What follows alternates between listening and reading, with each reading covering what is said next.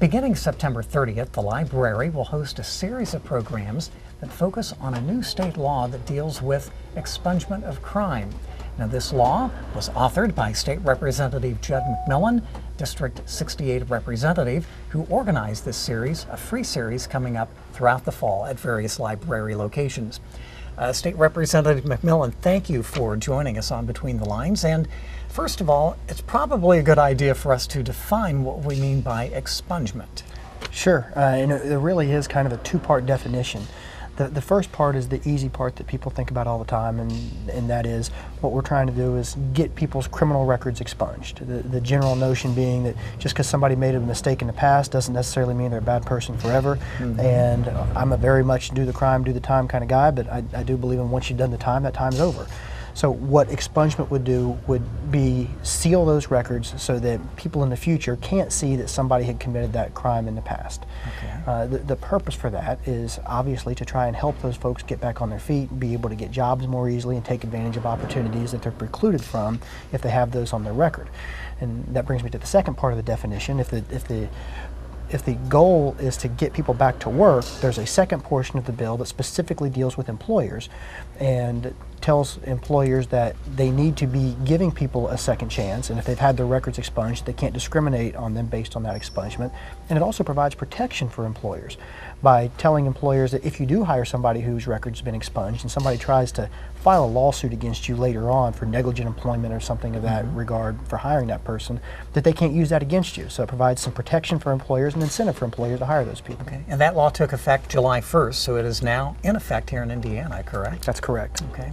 The series that begins in September and continues throughout the fall at the library involves not only yourself, but I understand you've enlisted a number of other colleagues, state representatives, to participate. What will happen at these free programs? Well, basically what we try to do is we try to spend the first portion of it explaining just the general concept of expungement and answering some very big picture questions.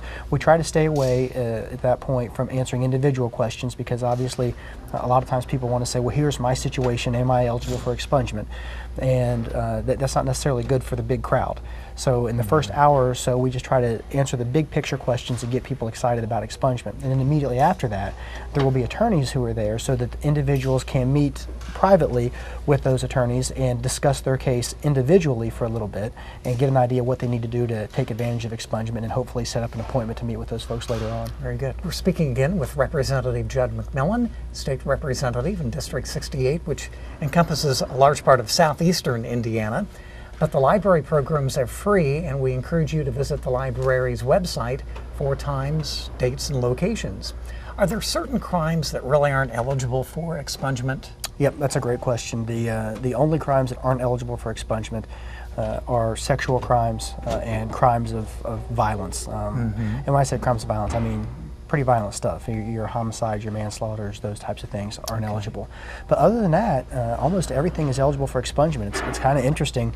Indiana went from being a state that didn't have any expungement available at all to arguably being the state that has the most expansive expungement statute in the nation. So that's really neat. Well, that was going to be my next question. What we came from leading to the new law, there was no expungement possibility for those who had committed crimes in the past, huh? No, and what really got me interested in this is it's bad enough that you keep artificial bars around somebody forever by making them answer to a crime that might have happened 20 or 30 years ago.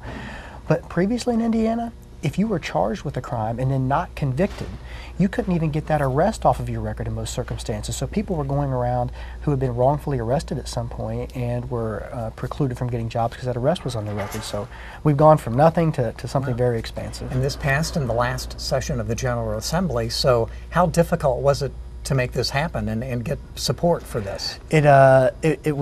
It was apparently much more difficult for people in the past than it was for me, and I was just fortunate to be in the right place at the right time. But the time had come, more or less. The time had come, but it's interesting to note that people have been trying to do this for 30 years in Indiana, and for 30 years people have not been able to be successful. And with that in mind, much more credit belongs to people like Representative Bill Crawford and Representative Eric Turner or Vanessa Summers or those types of people who've been working on this for years than to me. I just happened to be the guy in the right place at the right time and was able to shepherd it through. And again, a number of other state representatives will be appearing at the various library locations to explain the new law, and you mentioned other attorneys will be present to actually provide individual help.